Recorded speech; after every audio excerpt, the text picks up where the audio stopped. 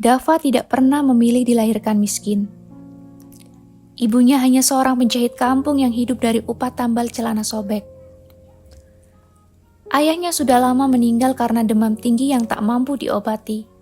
Sejak kecil, Dava tumbuh di rumah reot pinggir desa.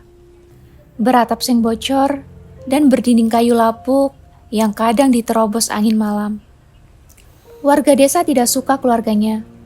Entah karena kemiskinan mereka dianggap membawa sial, atau hanya karena tidak ada yang bisa dipandang dari seorang janda dan anak laki-lakinya yang kurus kering. Saat anak-anak lain bersekolah dengan seragam rapi dan sepatu mengkilap, Dava berjalan tanpa alas kaki. Ia tahu rasanya diejek, dilempar kulit pisang, bahkan pernah dikunci dalam WC sekolah karena dituduh mencuri uang kelas. Padahal waktu itu ia hanya ingin buang air. Tidak ada yang membelanya, bahkan guru memilih percaya pada anak yang lebih kaya. Semua orang menganggap Dava pemalas, padahal ia bekerja lebih keras dari siapapun. Ia membantu tukang kayu, angkut pasir, pungut limbah plastik, bahkan ikut ke ladang saat musim panen. Tapi tetap saja, setiap kali ada barang hilang di desa, nama Dava yang pertama kali disebut. Ibunya, Bu Marni. Dia selalu bilang, nanti juga Tuhan lihat, tak semua hinaan harus dibalas. Kalimat itu berulang kali diucapkan, tapi tak pernah benar-benar menenangkan. Karena bagi Dava, semakin hari hidupnya seperti tali yang semakin menjerat leher. Pernah satu waktu, ada satu-satunya kambing milik Pak Lurah hilang. Belum sempat dicari, warga langsung mengerubungi rumah Dava. Mereka teriak, menggedor pintu, bahkan sempat melempar jendela dengan batu. Bu Marni yang sudah sakit hanya bisa menangis. Yang paling menyakitkan, bukan saat tubuhnya dipukul atau dilempar, tapi saat melihat wajah ibunya yang ketakutan. Dava menatap wanita tua itu dengan mata berkaca-kaca, dan hanya bisa berkata dalam hati, "Mah, suatu hari aku akan buat mereka semua diam." Sejak hari itu, Dava memutuskan satu hal. Ia tak akan minta maaf atas tuduhan yang bukan kesalahannya. Ia juga tidak akan membela diri. Ia akan membuktikan semuanya lewat waktu. Namun hidup tidak berubah hanya karena niat. Dava tetap miskin. Ibunya makin parah sakitnya. Dava dianggap najis. Ada yang sampai menaruh papan di depan rumah mereka bertuliskan, "Pencuri tinggal di sini." Malam-malam Dava hanya duduk di emperan rumah, memandangi langit. Ia tidak menangis. Air matanya seolah sudah kering. Yang ada hanya satu rasa, ingin pergi. Lari kemana saja, ke tempat yang tak ada manusia, tak ada fitnah, tak ada tuduhan. Malam itu, ketika bulan separuh dan angin berbisik lirih, Dava memberanikan diri masuk ke hutan larangan di balik desa. Tempat yang katanya penuh makhluk gaib dan ular jadi-jadian. Tapi Dava tidak peduli. Lebih baik mati diterkam hewan buas daripada hidup sebagai bahan hinaan setiap hari. Langkah kakinya ringan, seolah tak ada yang perlu ditinggalkan. Ia berjalan tanpa menoleh. Rumah reot itu, ibunya yang tertidur karena obat, dunia yang terus menyiksanya, semuanya ditinggal begitu saja. Dan malam itulah takdir Dava berubah. Ia belum tahu apa yang akan ditemuinya di dalam hutan. Tapi satu hal pasti, hidup yang dulu ia kenal tidak akan pernah sama lagi. Langkah Dava menyusuri jalur setapak yang jarang dilalui manusia. Ranting-ranting patah, rumput liar meninggi, dan semak berduri merintang jalannya. Ia tidak tahu arah, tidak membawa bekal, dan tidak berniat kembali. Suara jangkrik bersahutan. Sesekali terdengar teriakan burung malam. Di balik rimbunnya pohon besar, Bayangan-bayangan aneh bergerak cepat. Tapi Dava tidak gentar. Ia tidak sedang mencari tempat tinggal, ia hanya ingin pergi sejauh-jauhnya dari manusia. Udara di dalam hutan terasa berbeda. Dingin menelusup sampai ke tulang. Kabut mulai turun, menutupi jarak pandang. Dava hanya mengandalkan cahaya bulan yang menembus celah dedaunan. Ia terus melangkah sampai menemukan batu besar yang menjulang di tepi sungai kecil. Disitulah ia duduk, memeluk lutut dan diam. Perutnya keroncongan, tenggorokannya kering, tapi tidak ada keluhan yang keluar. Ia hanya diam seperti mayat hidup. Jam terus berjalan, suasana makin mencekam, suara dedaunan bergesek terdengar lebih keras. Angin berhembus aneh, seolah ada sesuatu yang bergerak, tapi tak terlihat. Kemudian, terdengar suara desisan panjang dari arah semak. Dava menoleh cepat. Matanya menyisir gelap, tapi tak melihat apapun. Lalu suara itu datang lagi. Kali ini lebih dekat, seperti melingkar di sekitarnya. Tanpa sadar, Dava berdiri. Jantungnya berdetak lebih cepat. Napasnya tertahan. Dari balik semak, seekor ular raksasa muncul perlahan. Tubuhnya besar, hitam legam, panjangnya tak terhitung. Sisiknya memantulkan kilau bulan. Matanya merah menyala, menatap lurus ke arah Dava. Ular itu tidak menggertak, tidak pula menyerang. Ia hanya memandang, seolah memeriksa siapa yang berdiri di hadapannya. Dava terpaku. Ketakutannya bukan karena ancaman fisik, tapi karena mata ular itu seperti mengandung sesuatu. Entah kesedihan, entah kemarahan, sulit dijelaskan. Lalu terdengar suara, bukan dari mulut ular, tapi langsung masuk ke dalam pikiran Dava. Apa yang kau cari di sini? Dava terdiam. Keringat dingin membasahi lehernya.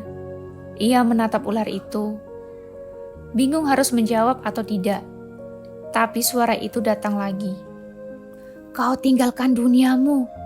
Untuk apa? Mati. Pertanyaan itu menampar. Dava menunduk. Lidahnya pun keluh. Ia belum pernah bicara dengan siapapun yang bisa membaca isi kepalanya. Pertanyaan itu menampar. Dava menunduk. Lidahnya keluh. Ia belum pernah bicara dengan siapapun yang bisa membaca isi kepalanya. Jika kehidupanmu penuh luka, aku bisa menawari jalan lain. Suara itu berdesis lembut. Tapi kau harus memilih. Sekali kau ambil, tak bisa ditarik kembali. Dava pun menelan ludah. Apa yang kau maksud? Ular itu merayap perlahan ke arah batu besar, lalu berhenti di depannya. Aku bisa memberimu kekayaan, lebih dari yang kau bayangkan. Tapi, kau harus terima 2 syarat. Dava memandangi ular itu dalam diam. Matanya kini tak lagi memancarkan ketakutan, tapi rasa ingin tahu yang campur aduk dengan harapan. Ini mungkin gila, mungkin mimpi, tapi ia terlalu putus asa untuk peduli. Pertama, jangan pernah kembali ke tempat ini. Kedua, jangan ceritakan tentangku kepada siapapun. Dava mengangguk perlahan. Ia bahkan belum tahu apa yang sebenarnya terjadi. Tapi jika ini satu-satunya jalan keluar dari hidup yang terus menekannya, ia siap menjalaninya, apapun resikonya. Tanpa sadar, ia menjatuhkan diri ke tanah, tubuhnya lemas, pandangannya mengabur, dan sebelum semuanya gelap, ia melihat kilatan cahaya muncul dari mata ular, seperti isyarat bahwa sesuatu telah dimulai. Dava terbangun dengan tubuh penuh tanah, udara pagi menusuk kulit, dan cahaya matahari menyorot tajam dari celah dedaunan. Ia butuh waktu beberapa saat untuk menyadari bahwa dirinya tidak berada di rumah. dan bukan pula di tempat perjumpaan semalam. Ia terbaring di atas batu datar di tepi sungai kecil. Suara gemericik air menjadi satu-satunya yang terdengar. Tak ada jejak ular, tak ada kabut, semua seperti mimpi yang ditinggalkan malam. Namun ada yang berbeda. Di tangan kirinya tergenggam sebuah batu hitam seukuran telur puyuh. Permukaannya halus, terasa hangat, dan tampak berdenyut pelan, seolah memiliki detak jantung sendiri. Dava mencoba melempar batu itu, tapi tangannya menolak. Jarinya justru menggenggam lebih erat, seperti benda itu adalah bagian dari dirinya. Perutnya yang kemarin kosong, kini terasa kenyang. Luka kecil di kakinya yang sempat robek karena duri, sudah mengering tanpa bekas. Ia pun bangkit perlahan, lalu berjalan mengikuti arah aliran sungai. Entah mengapa, langkahnya terasa ringan, seperti dibimbing. Saat tiba di batas hutan, Dava menyadari satu hal. Rumah-rumah di desa yang sebelumnya nampak jauh dan asing, kini terasa dekat. Tapi yang lebih mengejutkan lagi, ia menemukan sebuah karung berisi koin emas tua tersimpan rapi di bawah pohon pisang yang tumbuh sendiri di tengah ladang terbengkalai. Tak ada nama, tak ada penjelasan, hanya sehelai kain lusuh dengan tulisan tangan. Untuk yang berani melangkah. Dava tidak bertanya dari mana datangnya. Ia juga tidak heran mengapa tak seorang pun pernah melihat pohon pisang di sana sebelumnya. Ia hanya tahu perjanjian itu nyata dan jawabannya mulai terlihat. Hari-hari berikutnya, perubahan datang seperti gelombang. Orang-orang mulai memperhatikan Dava. Awalnya curiga, lalu perlahan menjadi segan. Ia membeli tanah-tanah kosong yang dulu tak dilirik siapapun. Tanaman yang ia tanam tumbuh subur. Hasil panen melimpah. Ia membuka kedai kecil di pinggir desa yang entah kenapa selalu ramai. Yang lebih membingungkan, apapun yang ia sentuh menghasilkan uang. Bahkan barang bekas yang ia kumpulkan sejak kecil, saat dijual, laku dengan harga tak masuk akal. Orang-orang menyebutnya keajaiban. Dava hanya tersenyum. Ia tahu apa sebabnya. Tapi ia memilih diam. Tidak satupun orang ia beritahu tentang malam itu di hutan. Bahkan kepada ibunya sendiri. Ia masih menyimpan batu hitam itu. Setiap malam, ia letakkan di bawah bantal, dan setiap pagi, ia merasa lebih kuat. Tidak hanya secara fisik, tapi juga dalam cara berpikir. Dava kini bicara dengan lebih tenang, mengatur segalanya dengan cermat, dan mulai menaruh kepercayaan pada angka-angka dan perhitungan bisnis. Dalam sebulan, ia membangun rumah baru untuk ibunya, lengkap dengan kamar berkasur empuk, dapur bersih, dan sumur pribadi. Orang-orang datang berbondong-bondong, menawarkan kerjasama, meminjam uang, bahkan menjilat hanya demi kedekatan. Dava tidak melupakan masa lalunya. Ia juga tidak menunjukkan dendam. Ia hanya melangkah cepat, tak menoleh ke belakang. Namun dalam suatu malam tertentu, saat ia membuka laci tempat menyimpannya batu hitam itu, ia melihat goresan kecil muncul di permukaannya, seperti retakan halus. Tak besar, tapi cukup membuatnya terdiam. Ia menatap benda itu lama. Kemudian terdengar suara samar di dalam kepalanya. Bukan kalimat, hanya bisikan, lirih, mengingatkan. Janji bukan sekedar ucapan, tapi batas yang tak boleh dilanggar. Perubahan itu datang lebih cepat dari yang Dava pikirkan. Awalnya hanya dari menjual serpihan logam yang ia temukan dalam retakan batu. Tapi tak lama, tanah di belakang rumahnya memunculkan bongkahan serupa. Lebih besar, lebih padat, dan bersinar saat tersentuh cahaya. Setiap kali Dava menyentuh batu hitam pemberian ular, ia seperti tahu kemana harus melangkah. Ia mulai membeli alat sederhana untuk menggali. Tetangga melihatnya tapi tak curiga. Mereka pikir Dava sedang menggali sumur atau membuat lubang sampah. Tak ada yang tahu bahwa dalam seminggu, Dava sudah mengumpulkan cukup logam mulia untuk membeli sebidang tanah kecil di pinggir pasar. Ia tidak pamer, bahkan saat mulai berdagang bahan bangunan dari uang itu, ia tetap mengenakan baju lusuh dan sandal jepit. Orang-orang mulai datang karena harga jualnya lebih murah dan pelayanannya cepat. 1 bulan kemudian, Dava membuka kios kedua. Ia mulai dikenal oleh pedagang besar di kota. Mereka menyukai kejujurannya dan cara bicaranya yang lugas. Tidak lama, ia mendapat kepercayaan menyalurkan barang-barang dalam jumlah besar. Di rumah, keadaan berubah drastis. Ibunya kini tidur di kasur empuk, dinding rumah diganti tembok bata, dan atap seng bocor telah berganti genteng. Tetangga-tetangga yang dulu mencibir mulai datang menawarkan diri membantu. Dava menerimanya tanpa komentar. Desa yang dulu menganggapnya kotor, kini menyapanya lebih dulu. Orang-orang yang dulu melempar jendela rumahnya dengan batu, kini menawarkan kerjasama.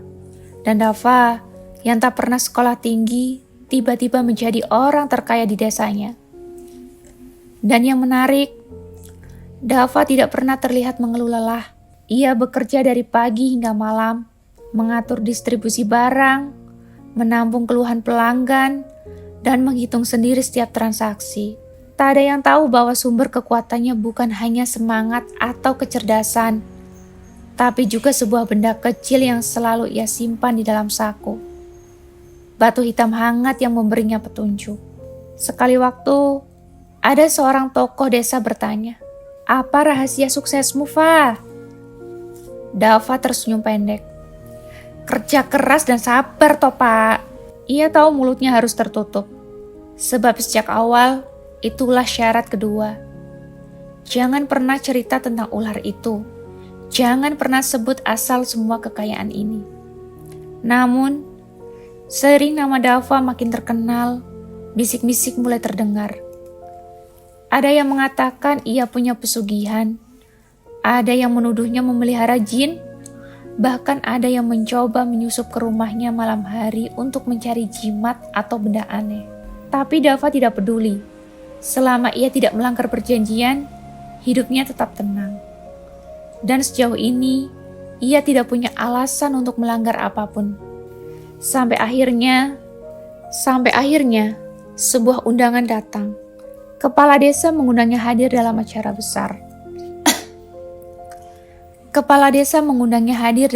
besar. Perayaan ulang tahun desa.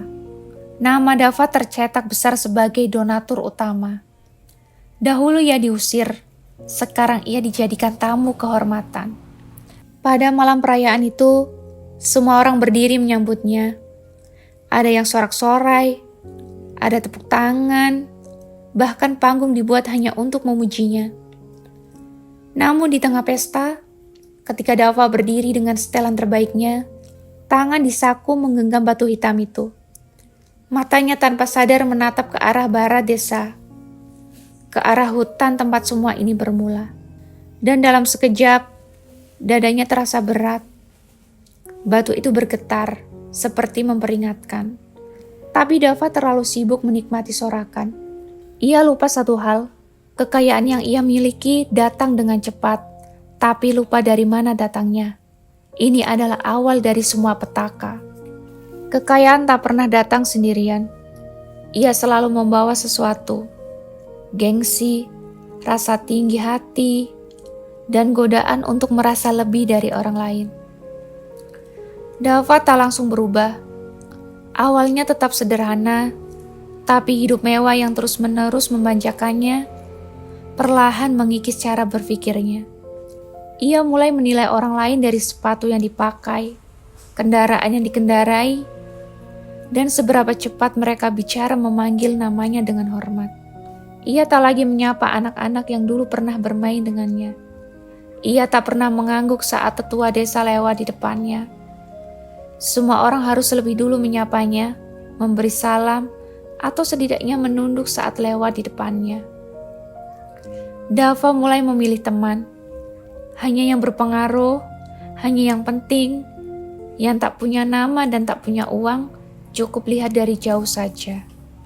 Ia tak pernah memamerkan kekayaannya secara langsung, tapi cara duduknya, cara berpakaian, dan cara ia memandang seseorang, itu sudah cukup untuk menyampaikan satu pesan. Aku tidak lagi seperti kalian. Ibunya sesekali menegur. Bukan dengan marah, tapi dengan kalimat pendek yang mengandung makna. Jangan sampai tinggi, nanti jatuhnya sakit, Nak. Tapi Dava tertawa kecil. Kalau memang rezeki dari Tuhan, kenapa harus takut, Bu? Sejak malam pesta desa itu, Dava semakin percaya diri bahwa dirinya ditakdirkan untuk besar. Ia membeli lahan di kota, membangun ruko, dan bahkan berani menolak tawaran bisnis dari orang-orang yang sebelumnya ia kagumi. Ia merasa tak butuh siapapun. Dan disitulah perlahan, janji yang ia buat dulu mulai mengabur. Ia tak melanggar secara langsung. Ia tidak kembali ke tempat ular itu. Ia juga belum pernah menceritakan hal yang sebenarnya. Namun ia mulai bicara, sedikit demi sedikit. Dalam satu obrolan santai dengan seorang investor, ia berkata, "Aku dapat petunjuk dari tempat yang tak bisa dijelaskan." Lain waktu, ia berseloroh kepada pegawai. "Kalau kalian tahu dari mana aku mulai, kalian pasti tak percaya." Ucapan-ucapan kecil itu baginya tidak penting, tapi ia lupa.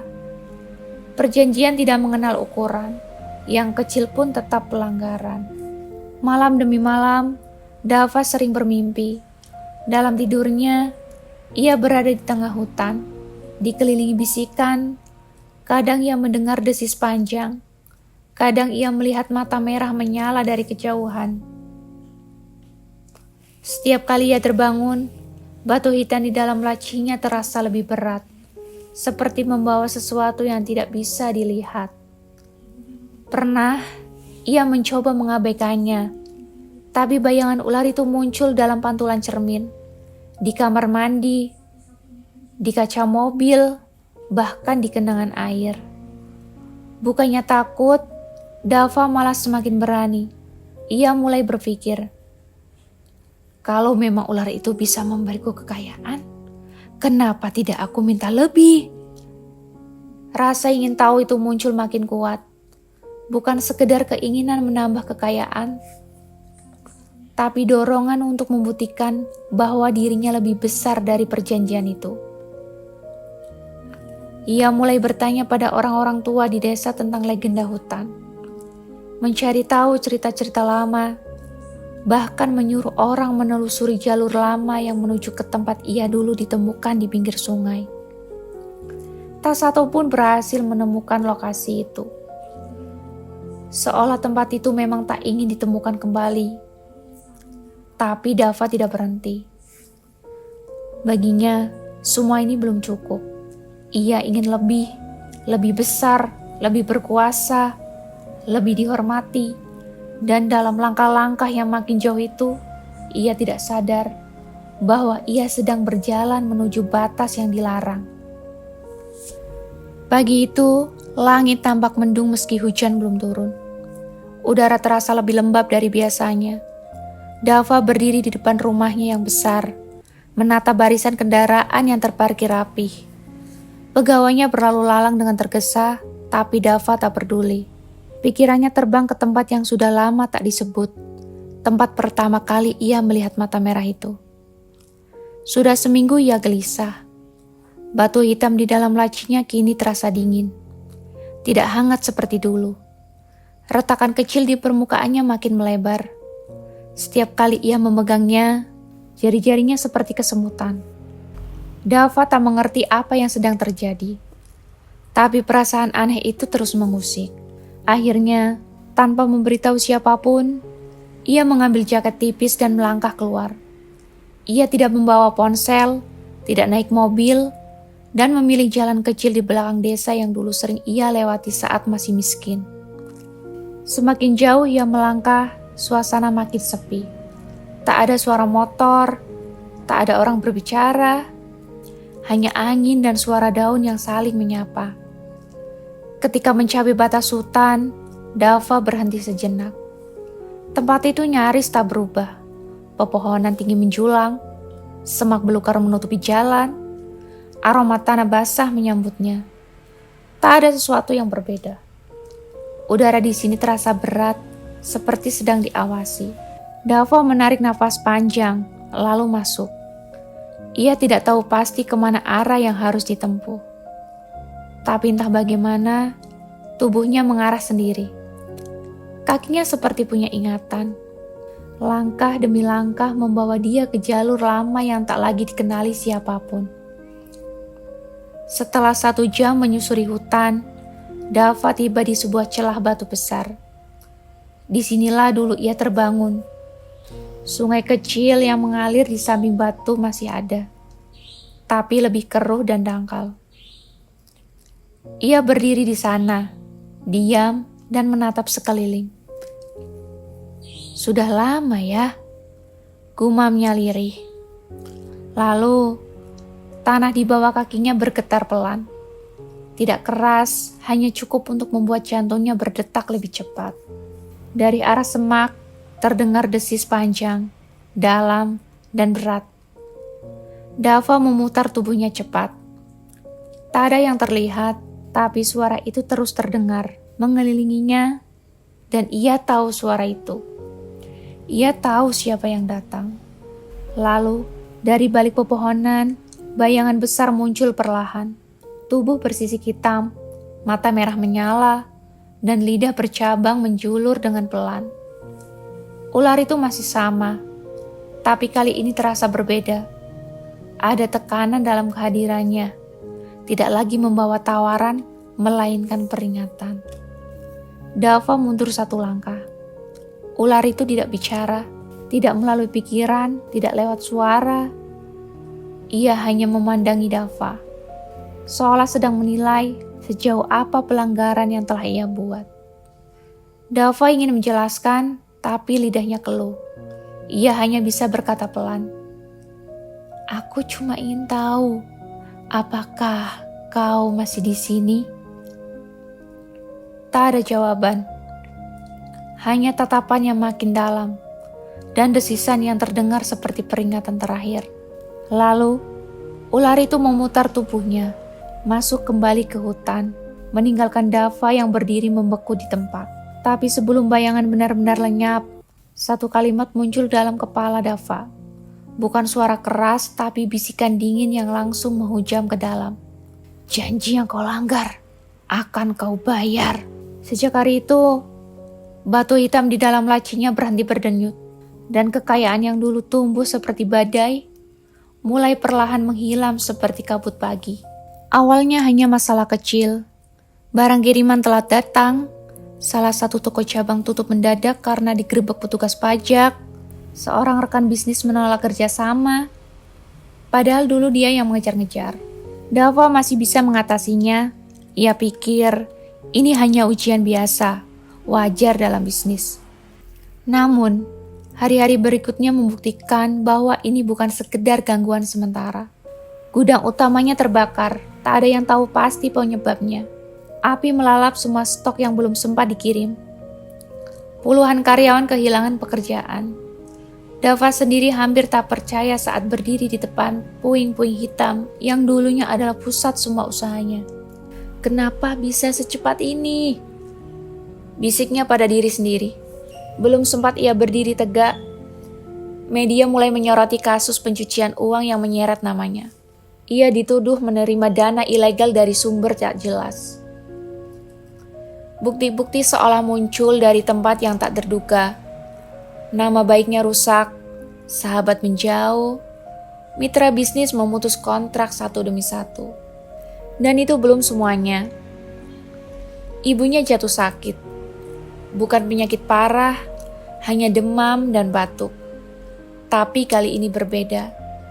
Setiap malam, ibunya mengigau, menyebut nama Dava sambil menangis. Kadang menyebut-nyebut ular, kadang seperti menjerit. "Jangan ambil anakku! Jangan ambil anakku!" Dava tak mengerti, tapi saat ia genggam tangan ibunya, tubuh perempuan itu terasa dingin, sedingin es. Dalam tidurnya, Dava tak pernah tenang. Mimpi-mimpi buruk datang seperti banjir. Ia melihat dirinya jatuh ke dalam lubang gelap. Ia mendengar suara-suara aneh, dan seringkali ia merasakan dicekik oleh sesuatu yang tak terlihat. Setiap kali ia menatap cermin, pantulan wajahnya tampak asing. Ada lingkar hitam di bawah mata. Sorot matanya suram. Ia seperti bukan dirinya yang dulu. Ia mulai menyendiri, tak lagi datang ke kantor, tak menjawab telepon. Makanan yang disiapkan pembantu hanya disentuh sedikit. Berat badannya turun drastis. Batu hitam di laci kamarnya kini retak nyaris pecah. Setiap kali ia membuka laci, udara kamar berubah dingin. Bau amis tercium samar-samar. Dalam diamnya, Dava tahu semua ini bukan kebetulan. Sesuatu telah bergerak dan itu bukan manusia. Malam itu, ia duduk di kursi dekat jendela menatap langit. Tak ada bintang, angin bertiup pelan, membawa suara daun-daun kering yang saling bertabrakan. Kemudian, seekor ular kecil muncul dari bawah meja. Hitam, licin, menyusuri lantai perlahan, mengarah ke kaki Dava. Dava terpaku, ia tak berani bergerak. Ular itu berhenti tepat di depannya, lalu mendesis pelan. Tak menyerang, tak menggigit, hanya menatap dengan mata merah yang persis seperti yang pernah ia lihat di hutan. Setelah itu, ular itu pun berbalik, keluar melalui celah pintu yang sedikit terbuka. Dava tak mengejarnya, ia hanya tahu satu hal. Ini bukan peringatan lagi, ini tanda. Dan waktunya mungkin tak akan lama lagi. Malam itu Dava bangun dengan tubuh basah oleh keringat. Jantungnya berdegup keras, ia baru saja bermimpi buruk. Tapi kali ini mimpi itu terlalu nyata. Dalam tidurnya, ia melihat sebuah jalan panjang, lurus, dan gelap. Di ujung jalan itu, seekor ular raksasa menunggunya. Tapi bukan ular biasa. Wajahnya berubah-ubah. Kadang menyerupai manusia, kadang menyerupai dirinya sendiri, kadang juga seperti ibunya. Yang paling mengerikan, ular itu tersenyum. Dan dalam senyumnya, Dava merasa ditelanjangi. Dilihat seluruh isi hidupnya, dosa-dosanya, niat buruknya, bahkan ketakutannya yang terdalam. Semua terbuka, seperti buku yang dibaca halaman per halaman. Keringatnya menetes deras. Ia bangkit lalu membuka laci meja. Batu hitam itu kini retak seluruhnya. Bagian dalamnya menyala merah, seperti bara api. Tangannya gemetar ketika menyentuhnya. Tapi Dava tahu, sudah waktunya mengakhiri semua ini. Ia mengenakan jaket, mengambil senter, dan pergi keluar rumah. Tak membawa apa-apa, hanya mengikuti perasaan. Seperti malam ketika ia pertama kali bertemu dengan makhluk itu. Langit malam tampak lebih pekat dari biasanya. Bintang-bintang seakan bersembunyi. Tak ada suara jangkrik, tak ada suara angin. Hutan yang biasanya ramai kini sunyi seperti kuburan. Dava berjalan cepat, melewati jalur lama yang telah dikenalnya. Tapi kali ini tak ada yang mengarahkannya. Tak ada bisikan, tak ada bayangan, hanya kegelapan dan ketakutan.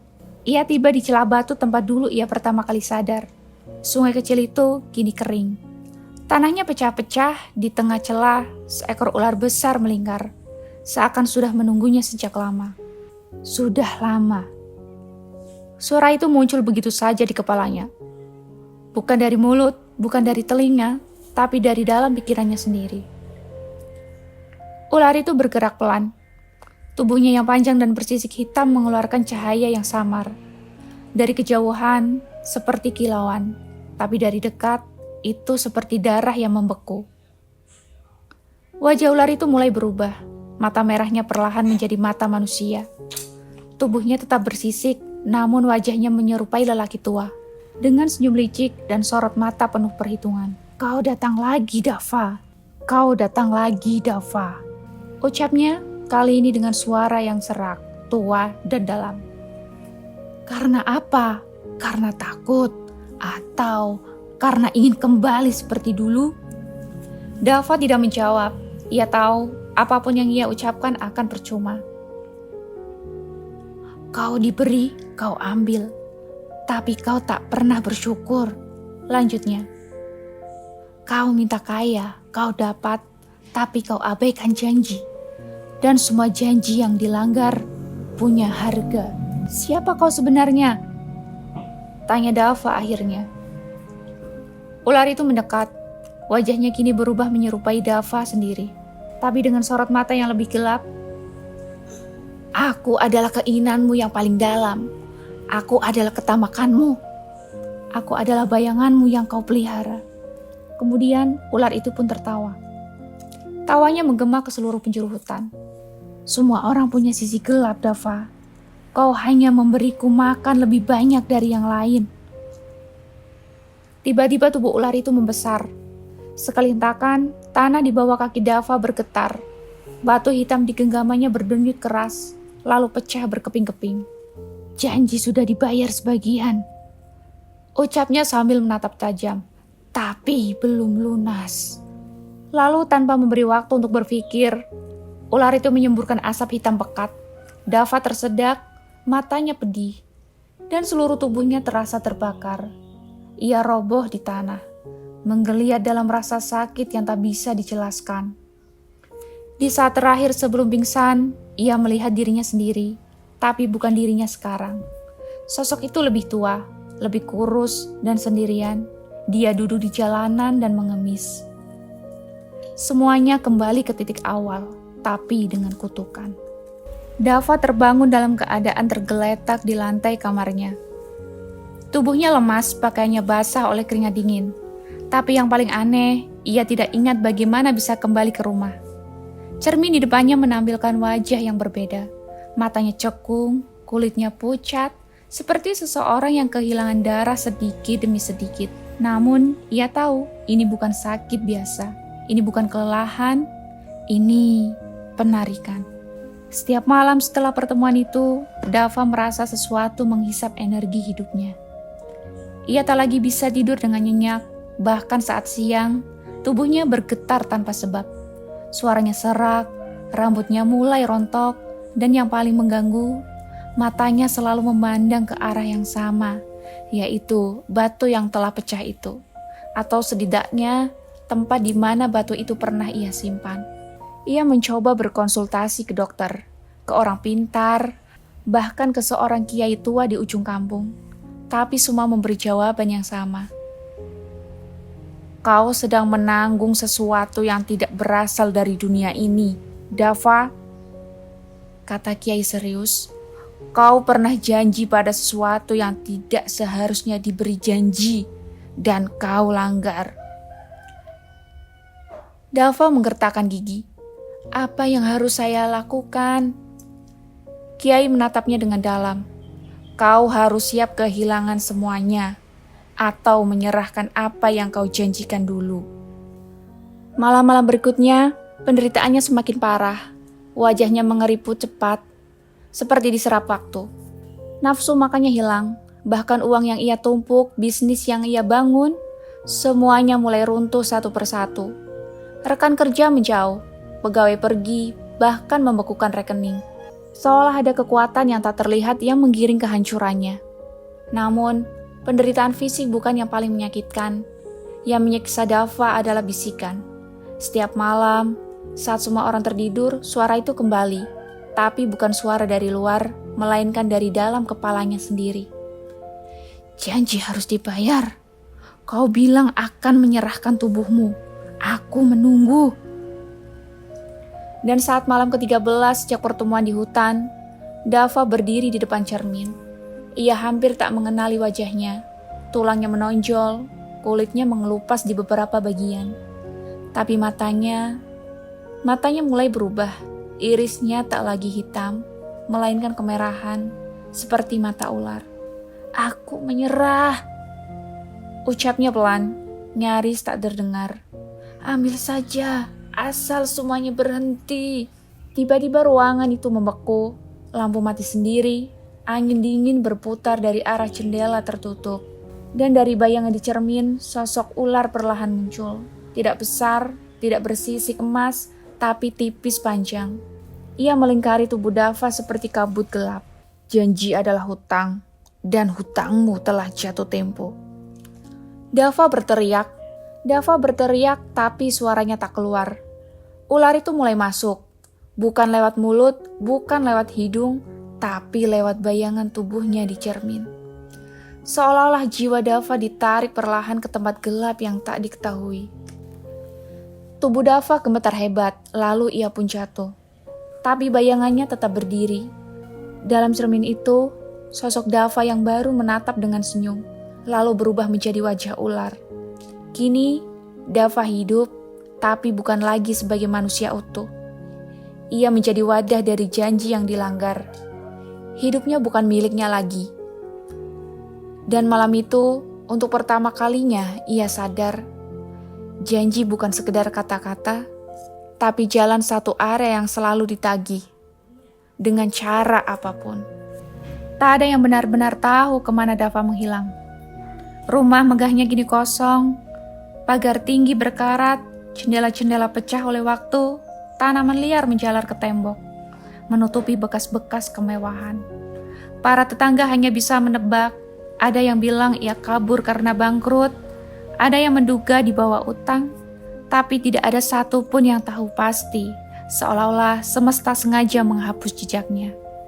Bahkan ibunya sendiri sudah tidak ingat pernah memiliki anak bernama Dava. Ketika seseorang menyebut nama itu di hadapannya, sang ibu hanya mengurutkan kening. Dava, siapa? Aku cuma punya satu anak, namanya Dina, anak perempuanku. Padahal dulu Dava lah yang mengurusnya, yang membangun rumahnya, yang mencium tangannya setiap pagi sebelum berangkat kerja. Kini semua itu hilang, bukan karena lupa biasa, tapi benar-benar dihapus. Seolah nama Dava tak pernah tercatat dalam sejarah siapapun. Tak ada foto dirinya, tak ada akte lahir, tak ada jejak digital. Media sosial yang dulu penuh dengan pencitraan kekayaannya, sekarang lenyap. Semua postingan menghilang, semua komentar berubah menjadi kosong. Suatu malam, ada seorang pemuda kampung yang tersesat di hutan. Tempat yang dulu pernah dikunjungi Dava, ia berjalan tanpa arah, mencari jalan pulang setelah motornya mogok dan sinyal ponselnya mati. Dalam perjalanan itu, ia melihat sesuatu. Sebuah batu hitam besar berdiri di tengah-tengah tanah lapang yang tidak pernah ada sebelumnya. Di atas batu itu, ada ukiran samar berbentuk sisik, dan di sekelilingnya tanah tidak ditumbuhi apapun, seperti ada batas tak terlihat yang menolak kehidupan. Pemuda itu mengabaikannya, tapi saat ia melangkah pergi, terdengar suara dari kejauhan. Bukan suara hewan, bukan suara manusia, tapi bisikan yang membelah angin. Apa kau ingin hidupmu berubah? Pemuda itu menoleh, tapi tak ada siapapun. Lalu ia lari dan tak menoleh lagi. Dan malam itu juga, ia berhasil keluar dari hutan tanpa tahu arah yang pasti. Dava mungkin sudah tidak ada, tapi sesuatu dari dirinya masih tertinggal. Sesuatu yang tidak bisa dibakar, tidak bisa dikubur, tidak bisa dilupakan begitu saja. Bukan tubuhnya, tapi janji yang ia langgar. Janji itu menjadi warisan, menyatu dengan tanah, menempel pada batu, dan terus berbisik pada mereka yang lemah, yang lapar, yang haus pujian. Dan siapapun yang datang dengan hati serakah akan menemukan batu itu. Akhir Dava bukan akhir yang dikenang, bukan akhir yang dibicarakan. Ia bukan legenda, bukan tokoh cerita. Ia hanyalah catatan yang dihapus oleh waktu, agar manusia tidak tahu bahwa ada harga yang terlalu mahal untuk kekayaan yang instan. Namun, bagi mereka yang cukup peka, mereka akan tahu. Hutan itu masih menyimpan sesuatu, dan bisikan itu belum berhenti sampai sekarang.